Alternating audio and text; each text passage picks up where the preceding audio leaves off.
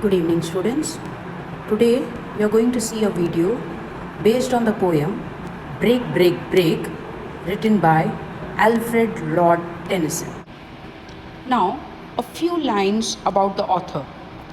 Alfred Tennyson, 1st Baron Tennyson, was born on 6th August 1809 and died on 6th October 1892. Was a British poet. He was the poet laureate during much of Queen Victoria's reign and remains one of the most popular British poets. In 1829, Tennyson was awarded the Chancellor's Gold Medal at Cambridge for one of his first pieces, Timbuktu. He published his first solo collection of poems chiefly lyrical, in 1830. Claribel and Mariana, which remain some of Tennyson's most celebrated poems, were included in this volume. Although decried by some critics as overly sentimental, his verse soon proved popular and brought Tennyson to the attention of well-known writers of the day, including Samuel Taylor Coleridge. Tennyson's early poetry, with its medievalism and powerful visual imagery, was a major influence on the pre-Raphaelite Brotherhood. In memoriam, AHH was written to commemorate his friend Arthur Hallam, a fellow poet and student at Trinity College, Cambridge, after he died of a stroke at the age of 22. Children, the analysis of the poem means what does this poem talks about and what does the poet want to convey through this poem. This short poem carries the emotional impact of a person reflecting on the loss of someone he or she cared for. Written in 1834, right after the sudden death of Tennyson's friend Arthur Henry Hallam, the poem was published in 1842. Although some have interpreted the speaker's grief as sadness over a lost lover, it probably reflects the feeling of any loss of a beloved person in death, like Tennyson's dejection over losing Hallam. The poem is 4 stanzas of 4 lines each quatrain in irregular iambic tetrameter. The irregularity in the number of syllables in each line might convey the instability of the sea or the broken, jagged edges of the speaker's grief. Meanwhile, the A-B-C-B rhyme scheme in each stanza may reflect the regularity of the waves. On the surface, the poem seems relatively simple and straightforward, and the feeling is easy to discern. The speaker wishes he could give voice to his sad thoughts and his memories, to move and speak like the sea and others around him. The poem's deeper interest is in the series of comparison between the external world and the poet's internal world. The outer world is where life happens and where it is used to happen for the speaker. The inner world is what preoccupies him now, caught up in a deep pain and loss, and the memories of a time with one who is gone. For example, in the first stanza, the sea is battering the stones, that is, hitting the stones. The speaker appears frustrated that the sea can't keep moving and making noise while he is unable to utter his thoughts. The sea's loud roar, its ability to vent its energy, is something he lacks. The repetition of break aptly conveys the ceaseless motion of the waves, each wave reminding him of what he lacks. In the second stanza, Tennyson simply expresses distance between himself and the happy people playing or singing where they are. They possess joy and fulfillment, whether together or alone, but he does not. The brother and sister have each one. The sailor has his boat. The speaker is all alone. They have reason to voice pleasure, but he does not. One might sense envy here, but oh, well, also suggests that these young people have losses yet to come. In the third stanza, the poet sees the stately ships moving to their haven under the hill, either to the port or over to the horizon. Either way, they seem content with destination, but the mounded grave is no pleasant haven. In contrast, that ends the end of activity. There is no more hand to touch No more voice to hear. Again, the speaker is caught up in his internal thoughts, his memory of the mourned figure overshadowing what the speaker sees around him. The critic, Ed Super, also interprets the contrast in this stanza as such. The stateliness of the ship contrasts with the poet's emotional imbalance, and the ships move forward to an attainable goal, while the poet looks back to a vanished hand and a voice that is still. Then, in the last paragraph, that is in the fourth stanza, the speaker returns to the breaking of waves on the craggy cliffs. The waves come again, and again, hitting the wall of rock each time. But for him, there is no return of the dead, just the recurring pain of loss. Why speak?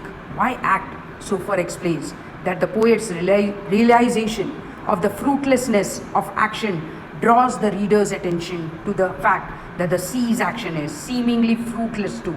For all its efforts can no more get beyond the rocks than the poet can restore the past. Nevertheless, both the sea and the speaker continue with the useless but repeated action as though there is no choice. The scene evokes a sense of inevitability and hopelessness, while a feeling here could involve merely the loss of a romantic relationship. It seems more poignant if the speaker has no hope for the return of the one who is lost. Without a death, there is no opportunity to connect the hill to a mounded grave. The still voice would be harder to interpret, and the day that is dead would be weaker metaphor. Now, children, let's paraphrase each stanza. Children, I'll read the lines and then I'll explain. Stanza 1.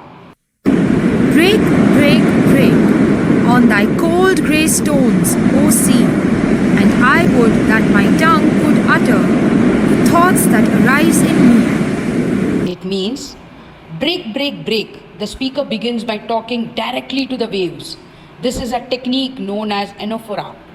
He speaks to them although they are unable to respond. The speaker directs them to continue breaking powerfully against the cold grey stones on the shore. They hold a gloomy power that speaks to his emotional state at that time. He wishes in lines 3 and 4 that he could get his tongue to utter the thoughts that are haunting him, like he could express what thought he is going through, like the waves which are moving steadily without stopping. He has thus far been unable to express his emotional state. It is too complex or perhaps too dark for him to find the words to tell the people about his grief or the way he is suffering from. Oh, well for the fisherman's boy, that he shouts with his sister at play. Oh, well for the sailor lad, that he sings in his boat on the bay. Now this is a good example of anaphora with the repetition of O, well for the and the start of the linesman and 3.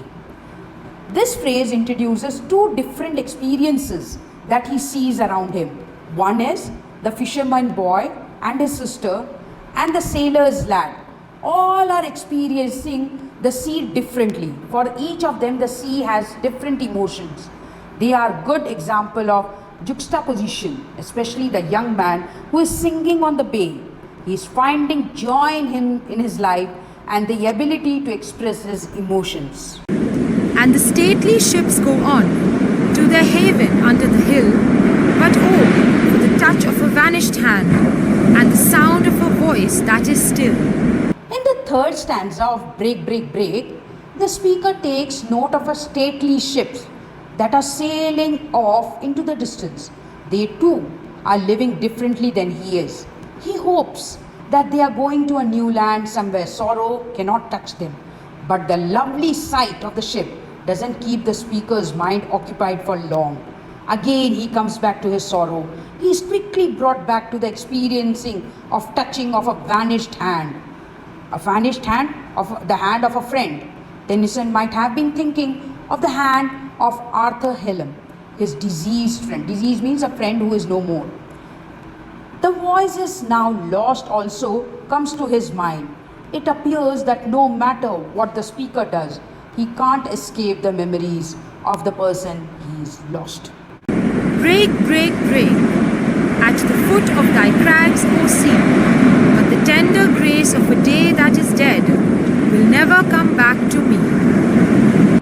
Here, the poet starts with a repetition, break, break, break, and he tells the waves again to break against the shore at the foot of thy crags. Tennyson used an exclamation point at the end of the line too in order to emphasize his or his speaker's passion. Despite the power of the waves, the damage they do, or the sights that he sees around him, he can't get back to the grace of the day that happened before his close friend died. Things are different now, and at that time will never come back to him. He feels so sad that he feels that the things he enjoyed at the presence of his friend will no longer come back to him. Now, children, this poem is an elegy. Now, you would think, what is an elegy? See, an elegy is a poem or song that expresses sadness, especially for somebody who has died. Now, in this poem, the poet has taken certain features of elegy in this poem is present. First is lament. Lament means when you are mourning the death of a friend. Then comes repetition. Used that repetition of the word, oh, break, break, break, used to bring on the effect of mourning. Then comes reflection, the permanence of the ever-breaking sea and the transience of human life. Then the lines 2 and 4 rhyme in each verse. A, B, C, B. C, me, play, bay, hill, still. Then the repetition of break, break, break, oh well for the. And then you have alliteration, break, break, break, boat and bay, heaven and hill, day and dead. Now the figures of speech in this poem. First is apostrophe. The poet addresses the inanimate sea as if it were a person. Now, the inanimate sea, he is talking to the waves. In the first stanza, he is talking to the waves directly. That you move on, let me be sad, let me mourn the death, but you continue. Then you have imagery, and here you have visual imagery. You see a boy and a girl who are playing. The sailor is singing in his boat, and the ships are going to their shelter. B is tactile, the touch of a dead friend's hand that he will never feel. Then the sound, the voice of the dead friend that he will never hear. Contrast. A, the permanence of nature in the sea, waves dashing against the shore, contrasted with the transience of human life in the death of his friend. Then the joy in the lives of the children at play and the sailor singing is contrasted with sorrow in the poet's life at a loss of his companion. Now the theme of the poem, or the moral that we learn from this poem, is that life goes on despite personal tragedy. Any loss in the family is mourned for a day, maybe a month or a couple of years, and after that life goes on. You cannot cry for the person ever in your life, but he or she will ever be there in your heart. But for you, the life must go on. As Shakespeare had said, no, that the show must go on.